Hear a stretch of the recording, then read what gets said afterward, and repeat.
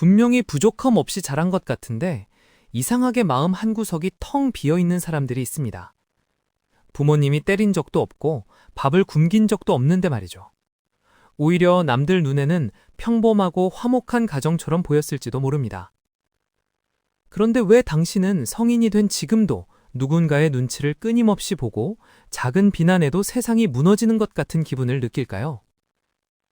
왜 혼자 있는 시간조차 마음 편히 쉬지 못하고 무언가를 끊임없이 증명해야 한다는 장박에 시달리는 걸까요? 오늘 이야기는 좀 불편할 수 있습니다. 어쩌면 여러분이 평생 내가 예민해서 그래 라고 치부하며 넘겼던 그 통증의 진짜 이름을 마주하게 될지도 모르거든요. 넘기지 마세요. 영상 끝에서 제가 한 가지 질문을 드릴 겁니다. 그 질문에 대한 답을 찾는 순간 여러분의 지난 20년이 완전히 다르게 해석될 겁니다. 아마 여러분이 예상한 답은 아닐 겁니다. 월요일 저녁 퇴근길 지하철에서 창밖을 봅니다. 오늘 업무에서 작은 실수가 있었죠. 상사는 별말 안 했는데 당신은 벌써 머릿속으로 사직서를 쓰고 있습니다. 나는 왜 이 모양일까? 사람들이 나를 무능하게 보겠지? 집에 돌아와 불도 켜지 않은 채 소파에 앉아있는 당신의 모습 익숙하지 않으실까요? 혹은 친구들과 즐겁게 떠들다가도 문득 나 지금 너무 오버하나? 애들이 나를 싫어하면 어쩌지? 라는 생각에 갑자기 입을 닫아버린 적은요. 카톡 프로필 사진 하나를 바꿀 때도 수십 번 고민합니다. 이 사진 너무 잘난 척하는 것처럼 보이나? 이 문구 보고 누가 나 힘들다고 오해하면 어떡하지? 결국 아무것도 바꾸지 못한 채 핸드폰을 내려놓습니다. 이런 순간들 단순히 성격 탓일까요? 아닙니다. 이 모든 장면에는 공통된 정서가 흐르고 있습니다. 바로 존재의 불안이죠. 내가 나로서 충분하지 않다는 감각. 이게 나만의 문제가 아니었다는 걸 심리학은 이미 알고 있었습니다. 그런데 이걸 숫자로 보면 좀 다르게 느껴집니다. 통계는 때로 우리가 외면하고 싶었던 진실을 아주 차갑게 보여줍니다. 한국의 아동 방임 보고서를 보면 신체적 학대보다 무서운 수치가 나옵니다. 바로 정서적 방임입니다. 글로벌 데이터에서 정서적 방임은 성인기 우울증 발생률을 3배 이상 높인다고 말합니다. 그런데 한국은 상황이 더 독특합니다. 한국노동연구원의 자료나 사회심리 조사들을 보면 한국 성인들이 느끼는 관계적 오립감은 OECD 국가 중 최상위권입니다. 우리는 전 세계에서 가장 교육열이 높은 나라에 살았습니다. 부모님은 우리를 위해 희생했고 학원비를 댔습니다. 그런데 이상하죠? 물질적으로는 가장 풍요로운 세대가 되었는데 심리적 만족도는 꼴찌입니다. 이건 우울증이라는 단어 하나로 설명되지 않습니다. 한국 특유의 가족 중심주의 안에서 벌어진 아주 정교한 심리적 유기 현상입니다. 부모님은 집에 있었지만 당신의 마음을 돌볼 시간은 없었습니다. 그들은 생존을 위해 싸워야 했고 당신에게는 공부에서 성공하라는 과제만 던져주었으니까요. 숫자는 여기까지입니다. 이제 이 숫자를 뒤에 숨어 있는 심리를 꺼내보겠습니다. 심리학에서는 이 현상을 설명하는 아주 중요한 개념이 있습니다. 바로 정서적 방임입니다. 흔히 학대라고 하면 때리거나 욕하는 것을 떠올리지만 방임은 있어야 할 것이 없는 상태를 말합니다. 아이가 슬플 때 위로받고 기쁠 때 공감받아야 하는 그 당연한 감정의 응답이 진공 상태처럼 사라진 것이죠. 심리학자 존 보울비의 애착 이론을 빌려오자면 아이에게 부모는 세상을 탐험하는 안전기지여야 합니다. 그런데 이 기지가 응답하지 않으면 아이는 혼란형 애착 혹은 회피형 애착을 형성합니다. 쉽게 말하면 마음의 GPS가 고장난 것과 같습니다. 내가 지금 느끼는 감정이 맞는 건지, 이 상황에서 화를 내도 되는 건지 판단해줄 기준점이 없는 겁니다. 마치 안개 속에서 운전하는 것과 같죠. 도널드 위니컷이라는 심리학자는 이를 거울 역할의 실패라고 불렀습니다. 부모의 눈동자 속에서 자신의 존재를 확인받아야 하는 아이가 그 눈동자에서 학원비 걱정이나 부부싸움의 피로만 발견했을 때 아이의 자아는 파편화됩니다. 여기서 머리가 복잡해지는 부분이 있습니다. 이 개념 하나만으로도 많은 게 설명되지만 여기에 하나가 더 겹칩니다. 이게 진짜 문제입니다. 그 두 번째 개념은 바로 부모화입니다. 정서적으로 방임된 아이들은 살아남기 위해 선택을 합니다. 내가 부모님을 힘들게 하면 안 돼. 차라리 내가 부모님의 감정을 돌보는 어른이 되자. 이걸 심리학에서는 아이가 부모의 역할을 수행한다고 해서 부모화라고 부릅니다. 이 아이들은 아주 착합니다. 말도 잘 듣고 공부도 알아서 잘합니다. 하지만 그 내면은 거짓자로 가득 차 있습니다. 나는 괜찮아, 나는 필요 없어 라는 말을 입에 달고 살지만 사실 아까 처음에 말씀드린 그 텅 빈 느낌 기억나시나요? 이제 다시 보면 달라 보입니다. 그건 여러분의 영혼이 텅 빈 게 아니라 자신의 진짜 욕구를 감옥에 가두고 착한 아이라는 간수만 남겨두었기 때문에 느껴지는 공허함입니다. 이 두 가지, 정서적 방임과 부모화가 동시에 작동할 때 우리가 일상에서 느끼는 그 감정, 이름 붙이기 어려웠던 그 감정에 드디어 이름이 생깁니다. 바로 성인 아이의 통증입니다. 여기까지가 이론입니다. 그런데 이걸 한국 사회에 대입하면 좀 소름 끼치는 일이 벌어집니다. 그런데 여기서부터 진짜 이야기가 시작됩니다. 한국 사회에서 이 정서적 방임은 단순한 개인의 비극이 아니라 시스템적인 설계에 가깝습니다. 한국의 교육 시스템을 보세요. 수능 올인 구조는 아이들에게 감정을 사치로 만들었습니다. 지금 힘들다고 대학 가서 쉬어. 이 한마디가 아이들의 정서적 요구를 12년 동안 유예시켰습니다. 이건 학습된 무력감의 제도화입니다. 고용시장은 어떻습니까? 과거의 공채 중심에서 수시채용으로 바뀌어 이제는 준비된 인재가 아니면 살아남을 수 없습니다.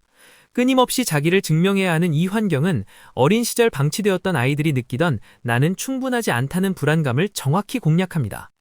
한국의 주거 문제도 한몫합니다. 영끌에서 집을 사지 않으면 낙오된다는 공포. 이건 심리학적으로 보면 매몰 비용 오류의 국가적 확장판입니다. 우리는 생존을 위해 정서를 포기하도록 강요받는 사회에 살고 있습니다. 등록금은 오르고 신입 공채는 사라지고 경력직만 뽑습니다. 학자금 대출은 쌓여가는데 정규직은 꿈도 못 꿉니다. 그리고 이 모든 고통을 사회는 자기계발이라는 예쁜 이름으로 포장합니다. 네가 부족해서 그래, 더 노력해. 이건 심리학적 가스라이팅입니다. 한국 버전의 정서적 방임은 바로 이런 겁니다. 부모의 개인적 소홀함을 넘어 사회 전체가 우리의 정서를 방임하고 있는 거죠. 좀 더 개인적인 이야기를 해볼까요? 1990년대 중반에 태어나 2010년대에 대학을 다닌 한 사람의 일과를 그려보겠습니다. 18살. 그는 독서실에서 새벽 2시까지 앉아 있었습니다. 부모님은 거실에서 드라마를 보고 계셨죠. 그가 바랐던 건 공부하느라 힘들지 라는 따뜻한 한마디였지만 돌아온 건 이번 모의고사 몇 등이야? 라는 질문이었습니다. 22살. 그는 취업 준비를 하며 하루에 10시간씩 카페에 앉아 있었습니다. 친구들의 SNS에는 화려한 호캉스 사진이 올라옵니다. 그는 자존감이 바닥을 치지만 부모님께 손을 벌릴 수 없습니다. 우리 부모님도 고생하시는데 라는 생각에 자신의 고통을 스스로 검열합니다. 28살. 겨우 취업했지만 매일 밤 야근입니다. 상사의 비합리적인 지시에도 웃으며 대답합니다. 퇴근길, 이어폰을 꽂는 그 순간, 합격 소식을 들었을 때보다 더 큰 피로가 몰려옵니다. 이게 바로 아까 말한 정서적 방임의 완성형입니다. 교과서가 아니라 이 사람의 수요일 저녁에 실제로 일어나고 있는 일입니다. 면접 끝나고 지하철에서 창밖을 보며 느끼는 그 허무함. 그건 그가 약해서가 아니라 평생 동안 자신의 감정을 쓸모없는 것으로 취급받아온 역사가 터져나오는 순간인 겁니다.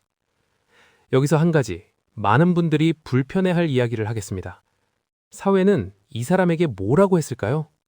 우리는 흔히 이런 고통을 호소하면 네가 예민해서 그래, 혹은 요즘 애들은 멘탈이 약해 라는 소리를 듣습니다. 자, 이 반론들을 하나씩 해체해 보겠습니다. 첫째, 왜 그렇게 불안해? 다들 그렇게 살아. 아니요.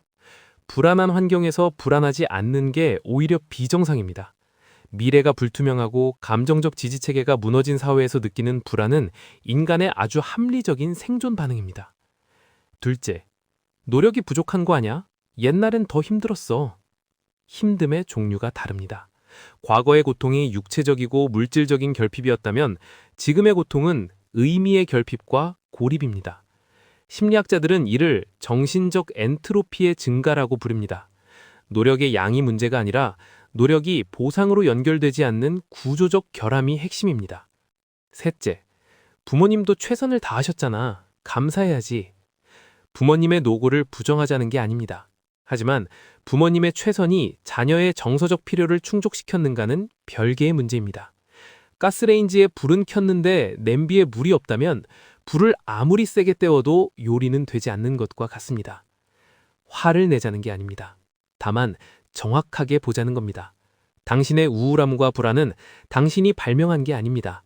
이미 변해버린 지형에 적응하느라 생긴 아주 처절한 합리적인 반응일 뿐입니다. 정리하면 이렇습니다. 우리가 성격 문제라고 생각했던 많은 것들은 사실 어린 시절의 정서적 방임과 사회적 구조가 결합되어 만들어진 결과물입니다.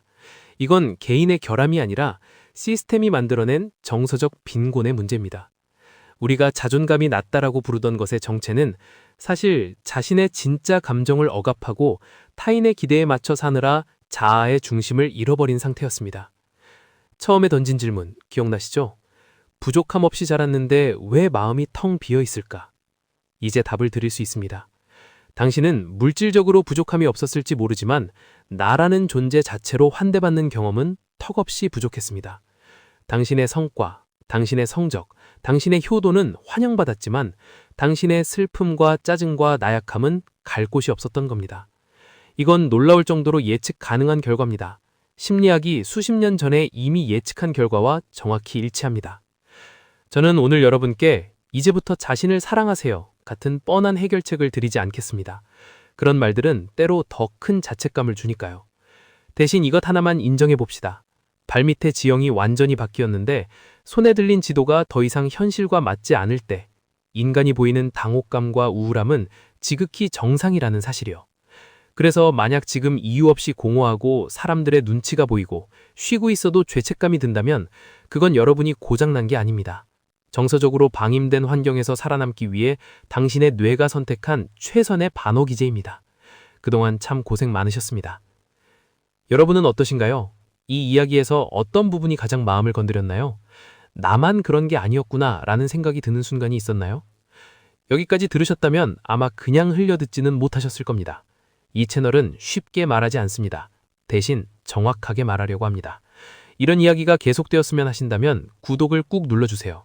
그리고 오늘 영상에서 가장 마음에 걸렸던 부분이 있다면 댓글로 한 줄만 남겨주세요. 여러분의 그 한 줄이 똑같은 밤을 견디고 있을 누군가에게 혼자가 아니야 라는 아주 커다란 위로가 될 수 있습니다. 좋아요는 이 진심 어린 이야기가 더 많은 분께 닿을 수 있는 힘이 됩니다. 감사합니다. 다음 영상에서 조금 더 깊은 곳까지 가보겠습니다.